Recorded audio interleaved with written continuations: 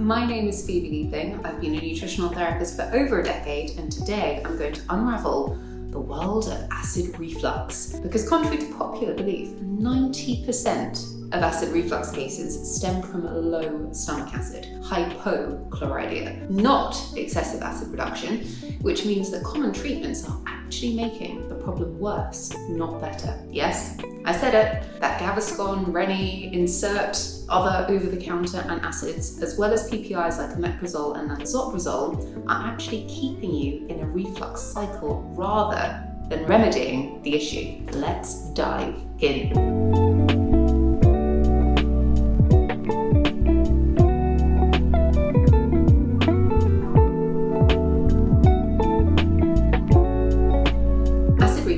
Also known as heartburn or gastroesophageal reflux disease, GERD, in its more severe state, is commonly associated with symptoms such as discomfort or burning in the center of the chest, regurgitation and indigestion, that feeling of eating and food just not going anywhere. However, many lesser known symptoms often go undiagnosed or are misattributed to other conditions, or people just ignore them thinking that they are normal, and they aren't. The most common ones, let's see if some surprise you, are frequent sinusitis and persistent nasal congestion caused by acid or acid vapor irritating the nasal passages, chronic ear infections as acid vapor can reach the eustachian tubes that run along here, leading to irritation and infection, sore throats, postnasal drip and persistent coughs, again due to irritation, and excess mucus production as the body overproduces mucus as a protective mechanism against acid irritation. Some people may also suffer with nasal polyps or benign growths on the vocal cords as the tissue becomes inflamed and tries to heal itself, and fatigue caused by low nutrient absorption, which is then linked to generalized low nutrient levels and poor resilience, as stomach acid is necessary for the proper absorption of minerals like iron and zinc,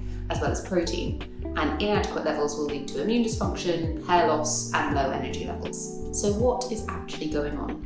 How do we end up in this state, and why are the most commonly prescribed treatments actually making the situation worse in the long term? So the stomach is the first stage of proper digestion. I say this as you do start to break down some carbohydrates in the mouth, and chewing is integral for proper digestive function, but it's when we get to the stomach that the proper work really begins. So the stomach is a sac about the size of your clenched fist when it's empty, and it will always contain some acid, enzymes and bacteria, but it should have nice periods of dormancy, which I'll come back to later, when it's just chilling out. When you eat, however, food enters and the two rings of muscle that frame the stomach, one at the top and one at the bottom, clamp tightly shut, and it's like a washing machine turns on. Lots of acid is produced, triggering the rest of your digestion to get ready and turning that food into a nice slurry called chyme. When that process is complete, the bottom ring of muscle opens due to that really acidic environment being achieved, and that slurry moves into the small intestine for the next stage of proceedings to occur. Now imagine that there is a hairpin in your washing machine. It tries to kickstart, but for whatever reason, examples coming very soon, you don't get that tsunami of acid coming into the system. Food then sits in the stomach and you get upward pressure back into the esophagus that creates classic indigestion, heartburn and discomfort.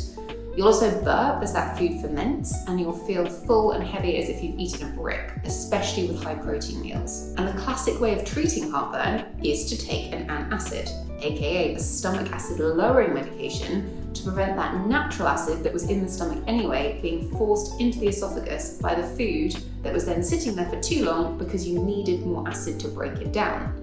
You'll get minor symptom relief in the moment, but come the next meal, and the next one after that, you'll actually have lowered your stomach acid further, which then means you will continue to need the over-the-counter antacids until they don't do the job well enough, which is when a doctor might prescribe a proton pump inhibitor, a PPI, so all the medications that end in azole, like lansoprazole, omeprazole, and pantoprazole. Brand names you might see would be things like Nexium, but that's esomeprazole if you look at the label. So PPIs stop the proton pump cells in your stomach from producing acid at all. In certain instances, they're useful, such as if someone is taking incredibly strong painkillers after surgery, which can irritate the stomach lining, but they're designed to be used for days to weeks, not for years, which is basically often what happens. And again, because they are killing your stomach acid totally, you'll need more and more to control symptoms as symptoms worsen, and then they'll stop working. whilst also hugely compromising digestive efficacy overall and your health. People will get stuck though as they see information like this and think, I must come off them, but then take them out and get what we call rebound reflux as everything tries to kick back into gear, but at a limp. You've got to re-educate the stomach to work properly and phase off these meds under the care of someone like myself, or at least with guidance to avoid that from happening. So as a point just to touch on here, stomach acid is key to activate pepsin, which is the enzyme essential for protein digestion. It also kills harmful pathogens that you ingest with your food just normally, and it facilitates the absorption of key nutrients like B12, iron, calcium, and zinc. So low levels anyway are going to be a concern and uncomfortable, but then depressing them further makes someone increasingly vulnerable to ill health. The fun thing is, when we're trying to discern if someone has low stomach acid, a lot of the symptoms seem counterintuitive, which is why people so often mistakenly think they have too much acid, not too little. So in addition to the ones I mentioned earlier, classic presentations of low stomach acid would be frequent burping and bloating, IBS-like symptoms, so alternating diarrhea, constipation, bloating, gas, intense fullness after meals, quite high up, especially after protein consumption, undigested food in your stool, low energy and nutrient deficiencies. The quickest way to check at home if you've got low stomach acid is to do something called the bicarb burp test. You need 1/4 teaspoon of bicarbonate soda, baking soda in the States, 150 to 200 milliliters of water, and a stopwatch. You need to do this on an empty stomach first thing in the morning before eating or drinking anything, even other water. So you mix the bicarb into the water, stirring well until fully dissolved, then drink the mixture and start your timer. Sit calmly, no moving around or doing anything. You then time how long it takes for you to burp, which is a natural burp, like a natural release of gas, not forced. So if it's between 0 to 2 minutes, normal levels. 2 to 5 minutes, possible low stomach acid or lower than ideal. And if it's 5+ minutes or no burp at all, you have low stomach acid. But we say this is a suggestive test rather than a clinical diagnosis. However, it gives a pretty solid indication. I would tend to encourage people to do 3 days in a row to confirm if they get the no burp or the +5 minutes. So right, we've established the current situation, but what are the factors that can cause this to happen in the first place? Because we need to sort those out if we're going to prevent this coming back.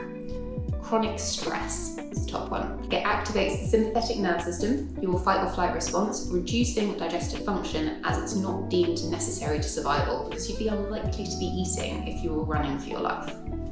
Aging, as stomach acid levels naturally decline with age, which increases the risk of reflux if not supported. There's also another layer that if people develop issues with their teeth, they might opt for softer or less textural foods, which would then remove the natural triggering for stomach function that chewing would provide. Poor eating habits, such as eating too quickly, on the go, or whilst distracted, because this reduces stomach acid function. Bacterial overgrowth, SIBO, as low stomach acid allows harmful bacteria to proliferate, leading to gas, bloating, and reflux. And I've done a whole video on that, so go and check that out if you'd like to know a bit more. And then the overuse of antacids or PPIs, because long-term suppression of stomach acid leads to worsened digestion and nutrient deficiencies. The fab thing though is that the stomach is very much a copycat. If you show it what it should be doing, it'll try its hardest to get back to that place. So rather than suppressing symptoms, the goal should be to support the stomach in producing adequate acid naturally, which we can do in a few ways, but to begin, we have to get out of our own way and tweak our mealtime habits. Are you ready? Because here comes the optimal digestion hit list, and we should all be doing this irrespective of whether or not we have digestive dysfunction or not. Start your meals with bitter foods. They stimulate digestive secretions and help you to absorb food properly. So keep a jar of mixed nuts and seeds in the center of your table and chew a small spoonful before eating. Things like hazelnuts, Brazil nuts, pumpkin seeds, sunflower seeds. Chew thoroughly. Proper chewing signals the stomach that food is coming, so it will start to produce acid. Eliminate distractions. No watching TV or scrolling on your phone whilst eating. Think about your digestion as being the worst multitasker ever. And breathe properly whilst chewing. You can try my 3 chew trick. So you take a bite, chew while breathing in through your nose and observe where that breath goes. If it's really high in your chest, put your fork down. Keep chewing and work on breathing to open your ribs and back out.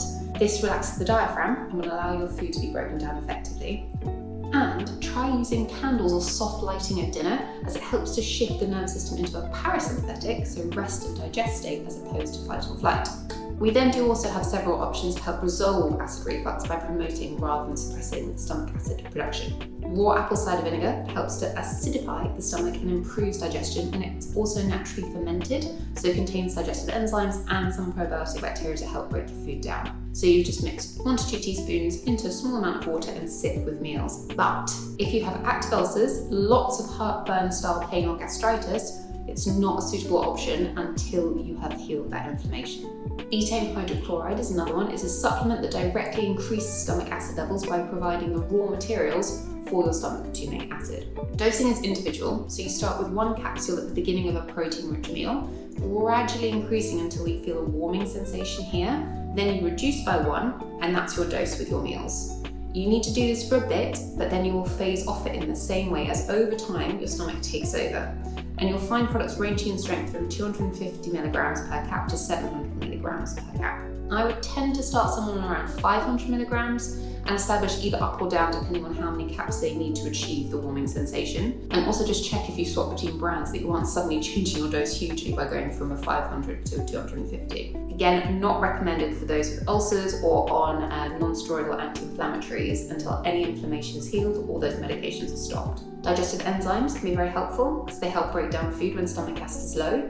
You would naturally have enzymes in digestive secretion, so when you aren't producing those, you won't have as many of these.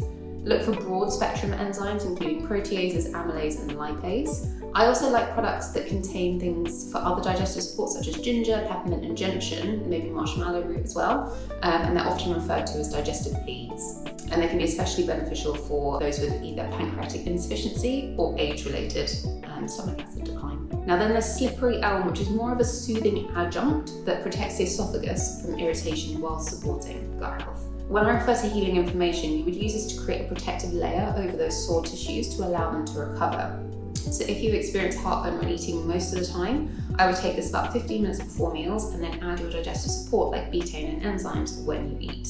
Capsule and tea forms are available. When someone is starting out, I suggest the teas and powders, as with low stomach acid, you can struggle to break down the capsule shells and then you won't get the benefits. And then lastly, zinc carnosine, which supports stomach lining repair and helps stimulate acid production and is one of the key nutrients depleted by low stomach acid. So adding in a therapeutic dose of around 30 milligrams a day in split doses after meals is incredibly useful. Now, all of the above should be tallied alongside dietary tweaks too, but these are individual to the person, as we all have preferences, and more often than not, when we've had ongoing digestive issues, we develop food behaviours based on things that trigger our symptoms more or less. So if this is something you'd like more personalised guidance with, you can find more details on my clinical services at lieblinhealth.com, or do leave a comment under this video, and I will see you next time.